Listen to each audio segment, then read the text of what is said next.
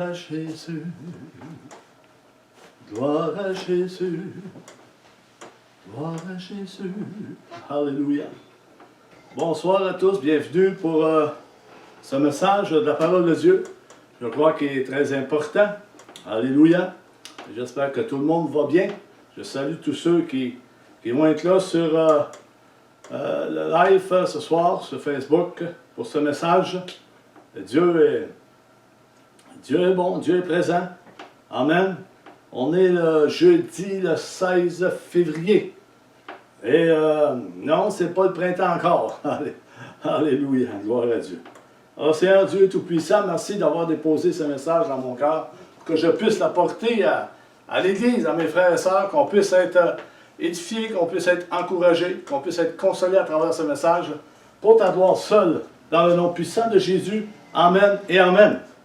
Alors, le message que Dieu a déposé dans mon cœur est celui-ci. Es-tu dans la volonté de Dieu? Est-ce que nous sommes dans la volonté de Dieu? Est-ce qu'on peut se poser des questions quelquefois? Dis Seigneur, est-ce que je suis dans ta volonté?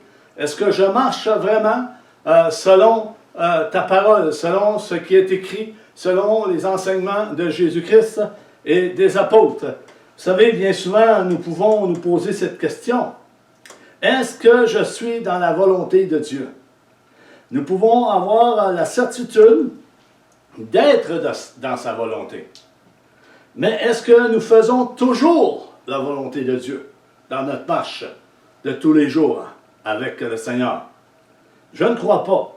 Nous pouvons avoir des projets et avoir le goût de travailler pour le Seigneur, et c'est bien, de travailler pour le Seigneur, la parole de Dieu nous dit, travailler à votre salut, mais nous devons rester dans sa volonté.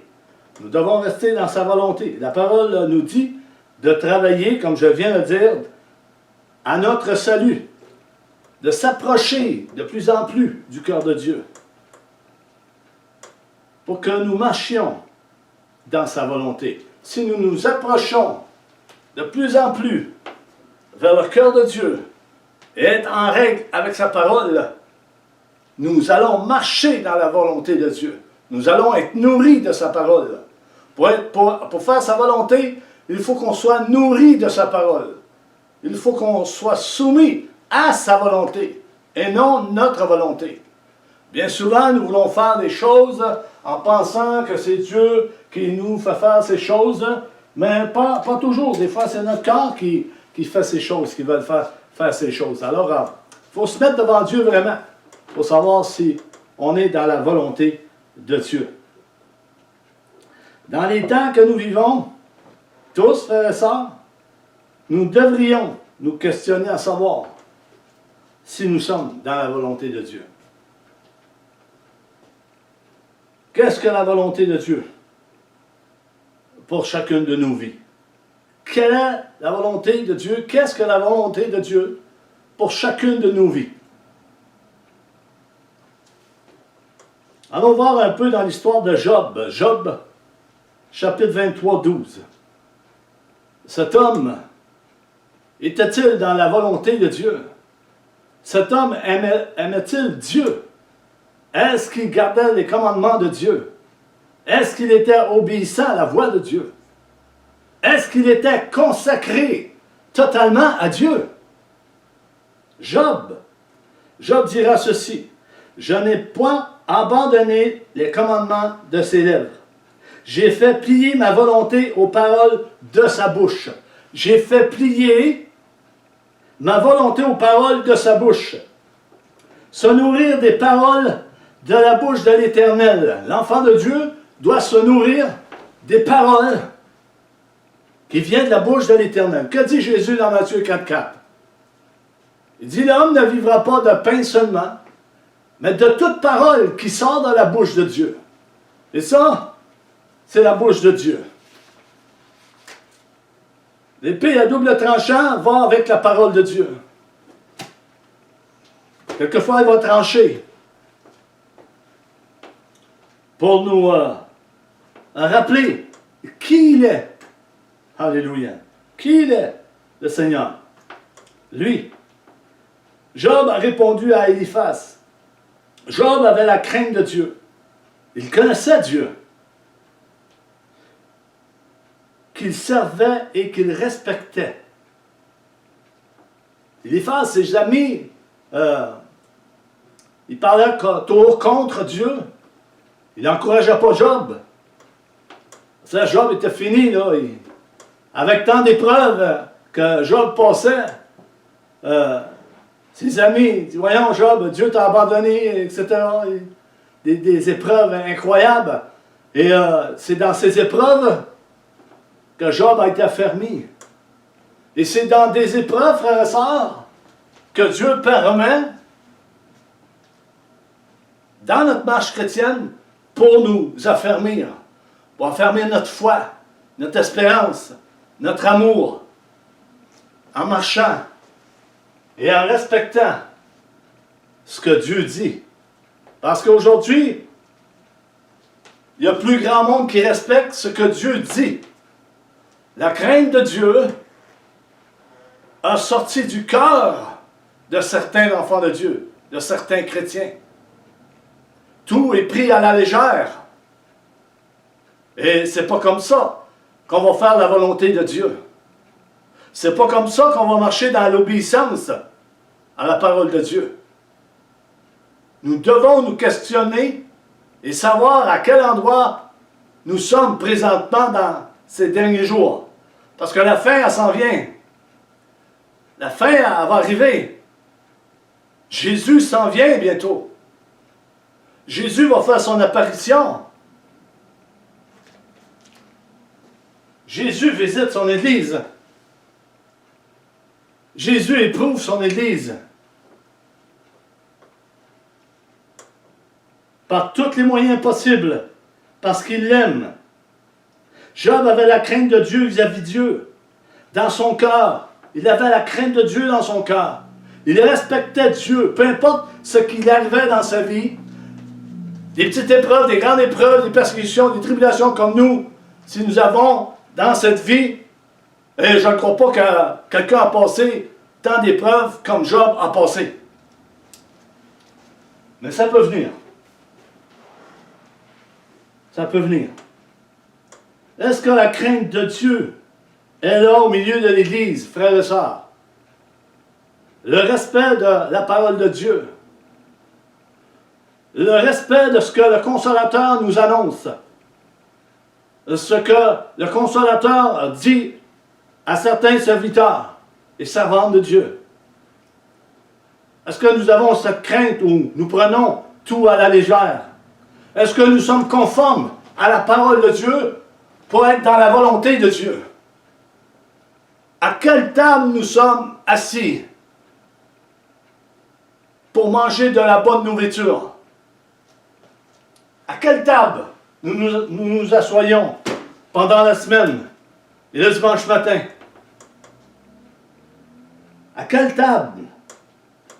Est-ce que Job ressentait la présence de Dieu dans sa vie? Laissez-moi vous dire ceci, frères et sœurs.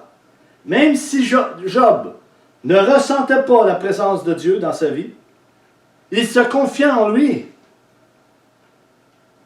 Il était totalement consacré à Dieu.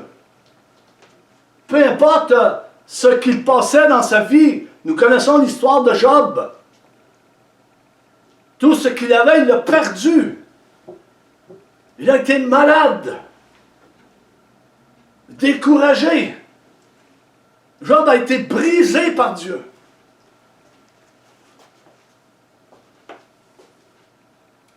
Et Dieu va briser son Église pour l'amener à la stature parfaite de Christ, en maturité, pour qu'enfin qu'il puisse le louer et l'adorer en esprit et en vérité. C'est un Dieu qui est bon. C'est un Dieu qui est parfait. C'est un Dieu qui sonde les cœurs et les reins. Pour amener l'homme à l'obéissance de sa parole.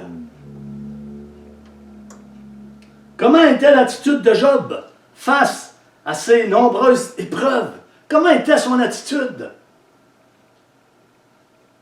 Ses amis disaient toutes sortes de choses par rapport à Dieu. Ils insultaient Dieu. Ils contestaient contre Dieu avec Job. Ils parlaient avec Job. Job, dans son cœur, était-il découragé? Comment se sentait-il, Job? Et comment vous vous sentez lorsqu'il y a de grandes épreuves qui arrivent dans votre vie?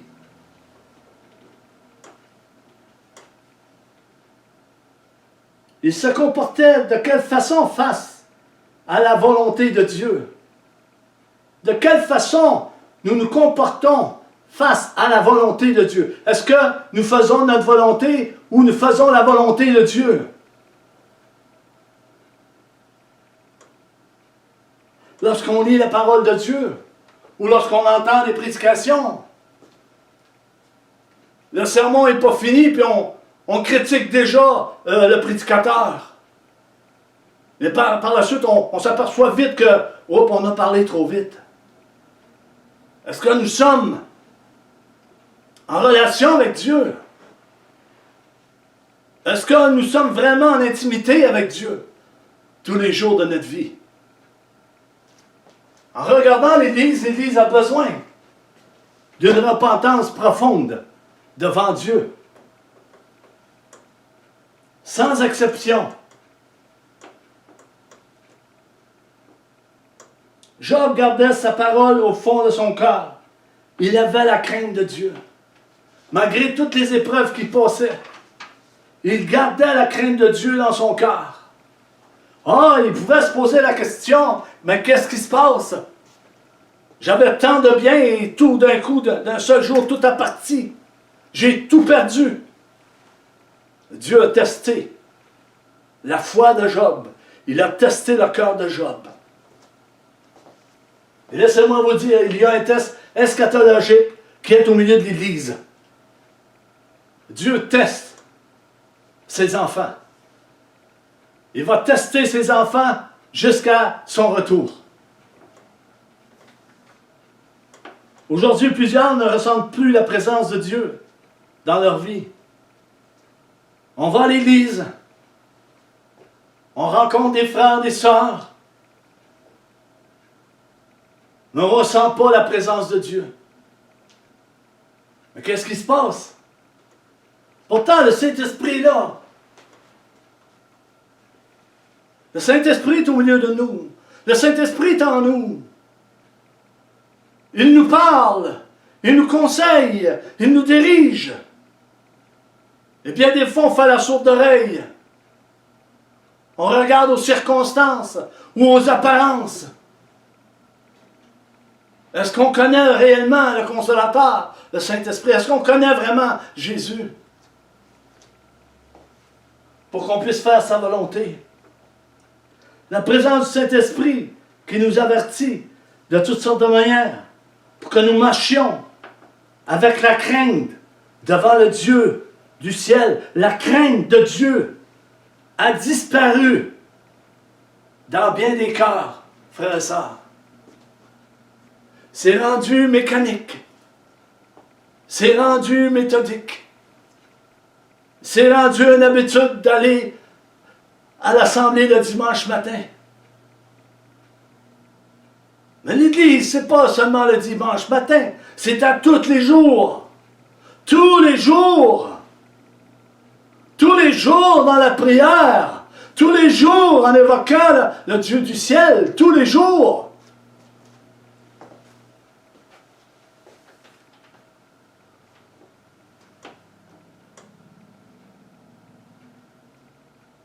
Dans Jean 16, 13, 14, en parlant du Consolateur, Jésus a dit, il faut que je m'en aille, car si je ne m'en vais pas, je ne pourrai pas vous envoyer un Consolateur, un autre Consolateur. Le Seigneur est allé préparer des choses pour ses élus, pour ses enfants, des appartements, et bien des choses. Quand le Consolateur sera venu, l'Esprit de vérité, il vous conduira dans toute la vérité, car il ne parlera pas de lui-même. Il ne parlera pas de lui-même. Le Consolateur est là. Il ne parlera pas de lui-même. Est-ce qu'on comprend ces paroles, frères et sœurs? Il ne parlera pas de lui-même. Mais il dira tout ce qu'il aura entendu. tout ce qu'il aura entendu et vous annoncera les choses à venir. Il entend quoi, le Consolateur? C'est l'Esprit de Christ, l'Esprit de Dieu. Il entend des choses et il lance ces choses au milieu de l'Église pour avertir, consoler, édifier, fortifier, bénir, montrer la voie. Il dit au verset 14, « Il me glorifiera. » Le Consolateur va glorifier qui? Jésus, qui habite en nous. Faire la volonté de Dieu, parce qu'il prendra de ce qui est à moi et vous l'annoncera. Si nous n'écoutons pas la voix du Consolateur, sommes-nous dans la volonté de Dieu, frères et sœurs? Si nous n'écoutons pas la voix de Dieu, l'Esprit de Dieu, est-ce que nous pouvons être dans la volonté de Dieu? Est-ce que nous pouvons être dans l'obéissance de Dieu? Est-ce que nous pouvons grandir en maturité? Non. Il faut écouter. Job ne sentait pas la présence de Dieu, mais il savait. Il gardait la crainte de Dieu dans son cœur. Parce qu'il savait que dans la vie, il peut y avoir beaucoup d'épreuves. Et que Dieu est en contrôle de tout. Dieu est là au milieu de l'humanité. C'est sa création, c'est lui qui a créé l'humanité, qui a créé l'homme, la femme et tout ce qu'on voit de nos yeux. C'est Dieu qui a créé toutes ces choses. Et il connaît sa création. Il connaît son Église. Il n'est pas indifférent de ce qui se passe humainement. Il est compatissant. Il connaît la faiblesse de la chair. Il connaît l'homme.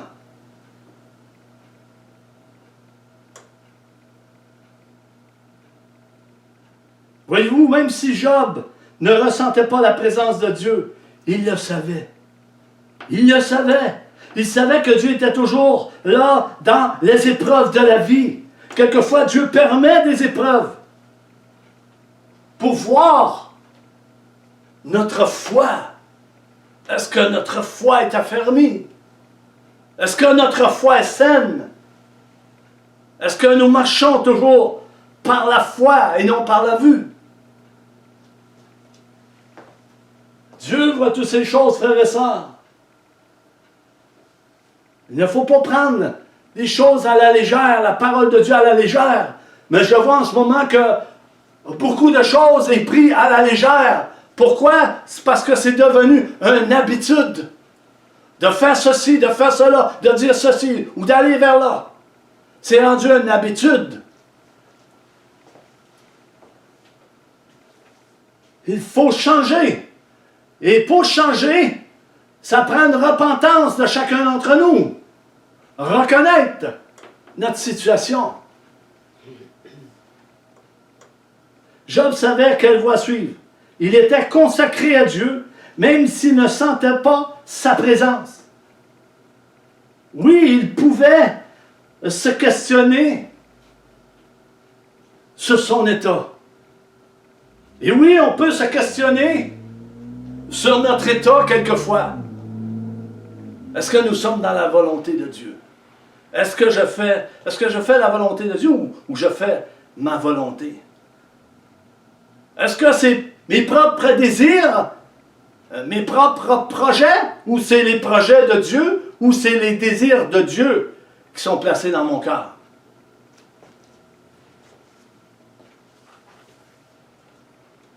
L'Église est-elle consacrée devant Dieu?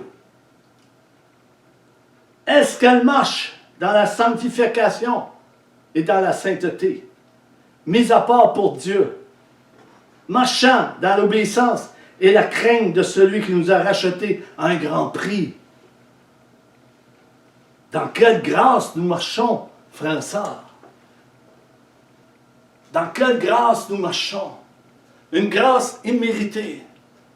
Un don qui a été donné par Dieu, par l'Esprit de Dieu, au milieu de l'Église. Est-ce que nous réalisions ce grand salut? Est-ce que nous réalisons qu'un jour, on va être face à face avec Christ? Est-ce que nous réalisons que Christ est mort pour nous? Il a sacrifié sa vie pour nous racheter. Si du moins nous le reconnaissons comme Seigneur Sauveur de notre vie, frères et sœurs, et non prendre les choses à la légère. Job, cet homme qui a traversé tant d'épreuves, malgré toutes ces épreuves, Job n'a jamais abandonné. Job n'a jamais abandonné avec les épreuves qu'il a eues. Et laissez-moi vous dire, beaucoup de chrétiens ont abandonné et n'ont pas eu le tiers des épreuves que Job a eues. Job n'a jamais abandonné. Pourquoi? Parce qu'il craignait Dieu. Il craignait Dieu. La crainte de Dieu était dans son cœur. Jusque dans ses entrailles. Il le savait. Job était en train de vivre une expérience extraordinaire qu'aucun homme n'a vécu, je crois.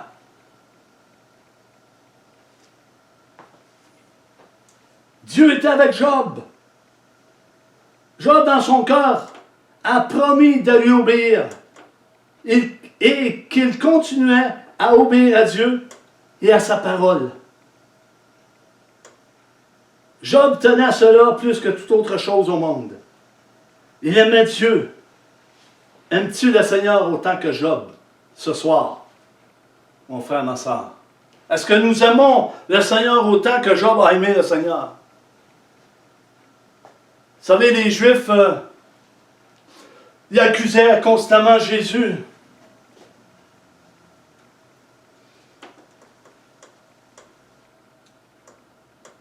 Un docteur de la loi demande à Jésus, quel est le plus grand commandement, Seigneur?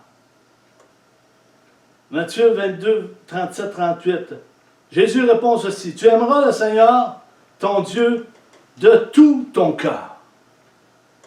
Pas la moitié, pas un tiers, de tout ton cœur. Ton cœur doit lui appartenir. Mon cœur doit lui appartenir.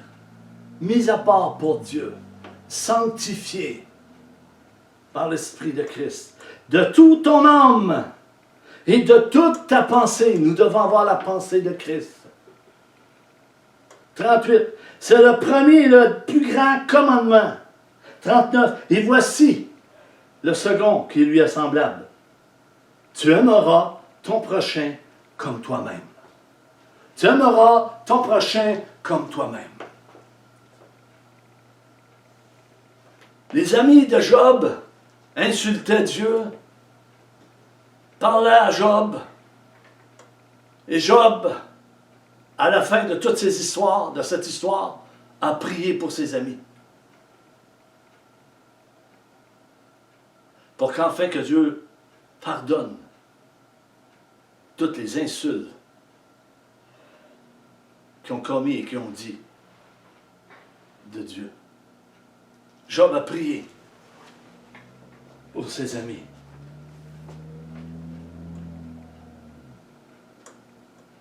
Jésus a dit ceci, celui qui m'aime, il dit ça à Jude, non Jude Iscario, mais Jude. Jude parle à Jésus, il lui demande. Jean 14, 23, Jésus lui répondit, si quelqu'un m'aime, il gardera ma parole, et mon Père l'aimera, nous viendrons à lui, et nous ferons notre demeure chez lui. Si nous aimons la parole de Dieu, si nous aimons Jésus, nous aimons le Père. Et il dit que si nous l'aimons, il va venir faire sa demeure en nous. Sa demeure est en nous. Si nous l'aimons, si nous gardons ses commandements, si nous faisons sa volonté, si nous marchons dans l'obéissance, si nous marchons dans la sanctification, repentant, réconciliant, Alléluia. Job a gardé la voix de Dieu en obéissance à sa parole. Regardons ce que Job va dire au verset 10-11 du chapitre 23 de Job. 10. Il sait néanmoins quelle voie j'ai suivie. Il parle à Dieu.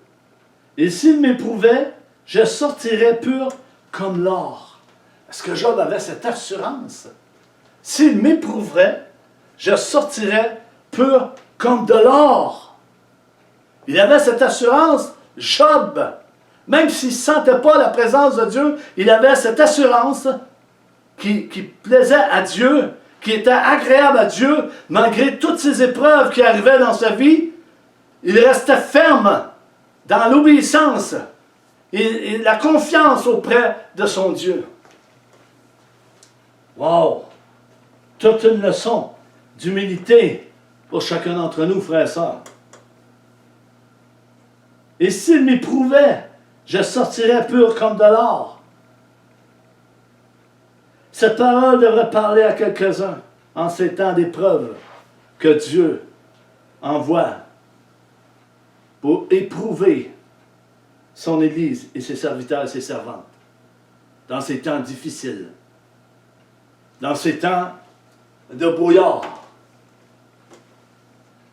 dans ces temps de questionnement, dans ces temps à savoir Dieu, où es-tu? J'entends plus ta voix, je sens plus ta présence.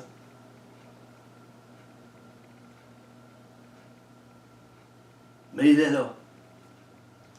Dieu est toujours là. Est-ce qu'on fait la volonté de Dieu?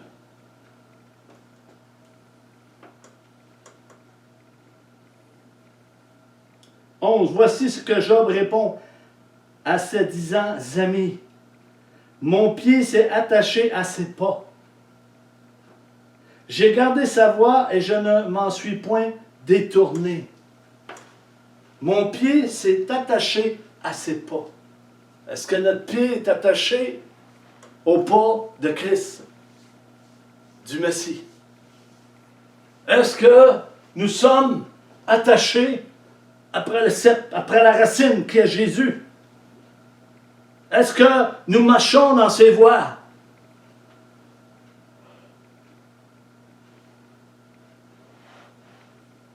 Sans se détourner. Frère et sœurs, cette parole n'est pas différente pour nous, comme enfants de Dieu, dans la foi. Nous devons nous attacher au cep Jésus et marcher dans ses pas, comme Job a marché dans les pas de Dieu, sans se détourner de ses voies. Job 42, 5 va dire ceci. Mon oreille avait entendu parler de toi. Est-ce que ton oreille a entendu le Consolateur, a entendu la voix de Dieu pour diriger ta vie, pour te sauver, pour te sanctifier, pour te pardonner, pour t'amener dans un royaume éternel? Est-ce que ton oreille a entendu la voix de l'Esprit? Job dit, mon oreille avait entendu parler de toi, mais maintenant, mon œil t'a vu. Job a pu dire qu'il comprenait Dieu après avoir vu avec les yeux de la foi. Jamais auparavant, il n'avait aussi bien saisi la grandeur de sa majesté. Jamais auparavant, il avait saisi la grandeur de Dieu dans sa vie. Par ses épreuves, ses yeux sont ouverts, les yeux de la foi se sont ouverts. Il a vu la grandeur de Dieu à travers ses épreuves, à travers sa vie. Il était obéissant. Il a vu la souveraineté et l'indépendance de Dieu. Tout ce qui restait à faire à Job, c'était de se repentir. Job était brisé, contrit par tout ce qui lui arrivait dans son cœur. Il était contrit dans son cœur. Il était brisé. Il s'est repenti devant Dieu. Parce que Dieu a sondé son cœur. Il savait qu'est-ce que Job avait dans son cœur. Et Dieu sait ce que nous avons dans notre cœur. Dieu ne prend pas plaisir à l'apparence. Il prend plaisir en ceci, frère et sœurs, au cœur. Il regarde notre cœur. Pas autre chose. Alléluia. L'enfant de Dieu est appelé à porter sa croix à travers bien des souffrances, frères et sœurs, bien des persécutions et bien des tribulations. Si tu n'as pas d'épreuve dans ta vie, si tu n'as pas certaines souffrances ou persécutions ou tribulations, il est temps que tu te poses la question, est-ce que je suis dans la volonté de Dieu? Est-ce que j'obéis à ce que dit sa parole pour le bien de mon âme, pour qu'enfin que je sois sauvé?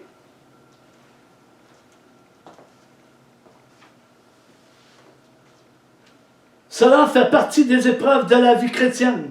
C'est là le combat que nous devons supporter ensemble, frères et sœurs. Ensemble, bâtir ensemble. L'Église doit bâtir ensemble. Nous sommes des pierres vivantes, différentes, mais ayant le même esprit. Différentes fonctions, mais ayant le même esprit. Différents dons, mais ayant le même esprit. Est-ce que nous marchons dans la volonté de Dieu? Que dit le Maître dans sa parole quand il dit « Si quelqu'un veut me suivre ». Et cette parole est très sérieuse. Si quelqu'un veut me suivre, Jésus donne une parole très claire pour ceux qui veulent le suivre. Et qu'est-ce qu'il dit dans Luc 9, 23? Puis il dit à tous ceux qui l'écoutaient, « Si quelqu'un veut venir après moi, qu'il renonce à lui-même, qu'il renonce à ses plaisirs, qu'il renonce à tous ses désirs, qu'il renonce à ce moi, et qu'il me suive, qu'il marche dans ma volonté, qu'il marche dans mes commandements, mes préceptes, mes enseignements, ma grâce, la foi. Renonce à lui-même, qu'il se charge chaque jour de sa croix, qu'il se charge chaque jour de sa croix, non seulement le dimanche matin, mais chaque jour de sa croix, et qu'il me suive. Second 21 va dire dans un autre...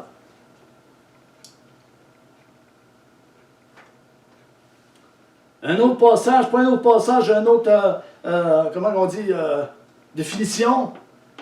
Luc 9, 23. Puis il dit à tous, si quelqu'un veut être mon disciple, ah, c'est pas pareil, hein? Si quelqu'un veut être mon disciple, est-ce que tu veux être le disciple de Christ? Ah, tout le monde va lever la main, je veux être le disciple de Christ. Mais il y a un prix à payer pour être le disciple de Christ.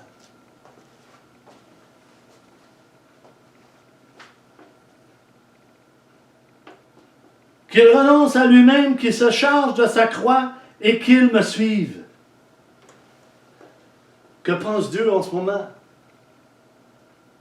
À ce qui se produit sur toute la terre et au milieu de son Église.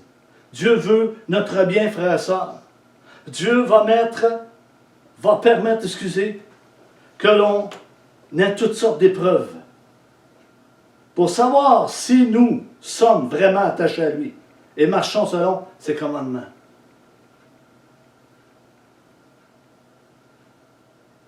Que dit Jésus? Jésus dit, celui qui garde mes commandements m'aime. Jean 14, 21. Il dit d'ailleurs que si nous l'aimons, il va se faire connaître à nous. Si nous l'aimons, il va se faire connaître à nous. Est-ce que tu sens la présence de Dieu?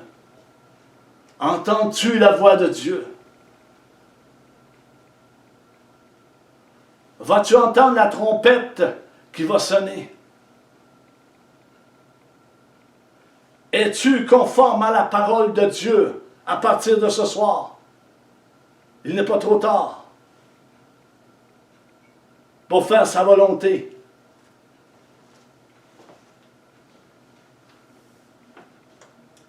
Alléluia. Dieu s'attend que nous soyons fidèles en toutes choses, comme dans les petites et les grandes choses, et que nous marchions dans sa volonté, et non selon nos propres désirs et notre volonté. Que dit Jésus dans le jardin de Gethsémani? Il est là dans le jardin de Gethsémani, agonisant, et il a peur. Il fait un pas, il tombe à terre, face contre terre. Il prie le Père. Il dit, Père, Père, si c'est possible, éloigne de moi cette coupe. Jésus ne voulait pas cette coupe. Mais il dit, non pas ma volonté, mais ta volonté, Père, ta volonté. Il avait été appelé pour cela, Jésus. À travers la souffrance, la persécution, les outrages, le mépris, le crachat et toutes ces choses. Jésus avait été appelé pour ça. Et là, il est dans le jardin de Gethsémani. Et il prie le Père. Il dit, Père, éloigne de moi cette coupe. La peur et l'angoisse l'avaient saisi. Parce qu'il savait qu'est-ce qui était pour se passer. Il dit, Père, pas ma volonté, mais ta volonté. Si le Seigneur te demande demain matin quelque chose qui est terrible pour toi, ou que ça n'a pas de sens pour toi, qui vas-tu écouter? Ta propre volonté? Ou tu vas faire la volonté de Dieu?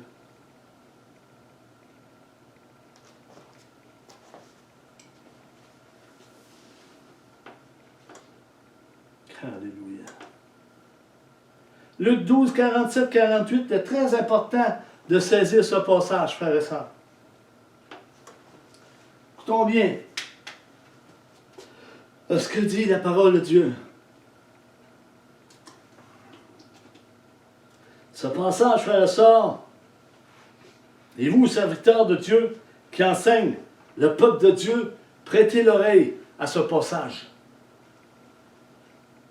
47. Le serviteur qui, ayant connu la volonté de son maître, n'a rien préparé. Je répète. Le serviteur qui, ayant connu la volonté de son maître, n'a rien préparé et n'a pas agi selon sa volonté, sera battu d'un grand nombre de coups. 48. Mais celui qui, ne l'ayant pas connu, a fait des choses dignes de châtiment, sera battu de peu de coups. On demandera beaucoup à qui l'on a beaucoup donné, et on exigera davantage de celui à qui l'on a beaucoup confié. Celui à qui on a beaucoup confié, et qui savait qu'est-ce qu'était la volonté de Dieu. Mais il n'a pas mis les choses en pratique. Il n'a pas marché selon l'obéissance de ce qu'il avait reçu. Il a négligé sa marche. Et lui recevra plus de coups que celui qui ne l'a pas connu, qui n'a pas connu la volonté de Dieu, mais qui était digne de châtiment pareil. Cette parole des Écritures devrait parler à de nombreuses personnes qui écoutent là en ce moment. Cela devrait nous parler, frères et sœurs. Le manque de fidélité envers Dieu et de ne pas faire la volonté de Dieu, bien c'est de s'éloigner de sa face, s'éloigner de sa parole, s'éloigner du cœur de Dieu, de ce que Dieu a pour nous. C'est bien fait, sa bienveillance auprès de nous, son pardon, son sang à la croix, la réconciliation, la repentance, l'amour, la grâce, la justice, la miséricorde. S'éloigner de sa face et de sa parole. Voici si nous ne faisons pas la pleine volonté de Dieu, frères et sœurs, et que nous voulons faire notre propre volonté, bien il y aura des conséquences sur nos vies. Il y aura des conséquences au milieu de la famille, il y aura des conséquences au milieu du mariage, et plus encore. Il y a des conséquences à la désobéissance envers Dieu, en sachant le savoir, en sachant avoir reçu de Dieu. Il y a des conséquences à la désobéissance et en prenant les choses à la légère et ne pas avoir la crainte de Dieu. En le savant, oui.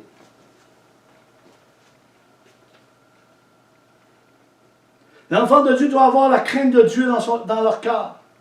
Tout comme Job l'avait et obéissait à sa voix et parole, même s'il ne sentait pas sa présence. Job ne sentait pas sa présence. Mais il se confiait en Dieu pareil. Plusieurs aujourd'hui cherchent le sensationnel. Ils cherchent la présence de Dieu au-delà de la présence de Dieu. Des manifestations et des manifestations. Mais ils ne ressentent pas la présence de Dieu dans leur cœur. Ils n'ont pas la crainte de Dieu dans leur cœur. Ils cherchent des guérisons ici et là, des délivrances. Mais ils n'ont pas la présence de Dieu dans leur cœur. Dieu, c'est le cœur qui veut. Un cœur humble, repentant, reconnaissant, faisant sa volonté et non la nôtre.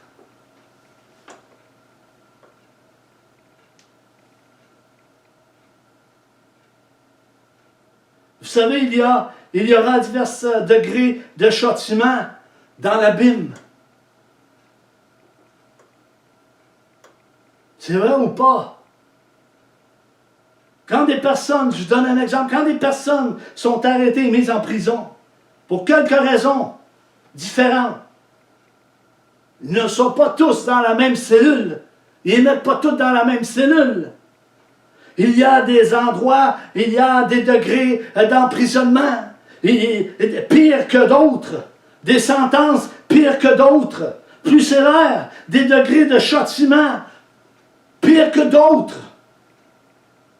Si nous regardons bien le verset 48, bien sûr que oui, frères et sœurs, il y a des degrés de châtiment dans l'abîme. Parce qu'on l'a vu au verset 48 du chapitre 12 de l'évangile de Luc. Si nous regardons bien ce verset, nous voyons clairement ce qui est dit là. 48, mais celui qui ne l'ayant pas connu a fait des choses dignes de châtiment. Pour ceux qui ne connaissaient pas la volonté de Dieu, etc. Mais pour ceux qui le savaient et connaissaient la volonté de Dieu et ne l'ont pas fait, que dit le Seigneur dans ce passage?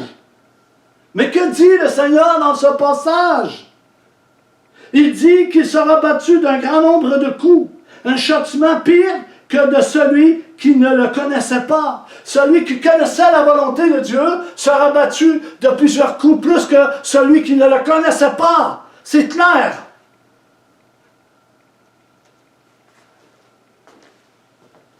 Il y a des conséquences à la désobéissance à Dieu.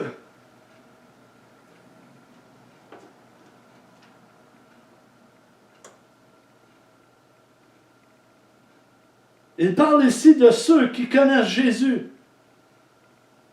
Ils ne faisaient absolument pas sa volonté, mais étaient conduits par leur propre désir et volonté personnelle, et en ne marchant pas dans ses commandements, marchant selon leur propre désir, leur propre plaisir, comme un évangile de prospérité, des hérésies ici et là, diluer la parole de Dieu pour se satisfaire. Toutes ces choses et compromis ici et là, ne faisant pas la volonté de Dieu, mais leur propre volonté, désobéissant à Dieu. Alléluia.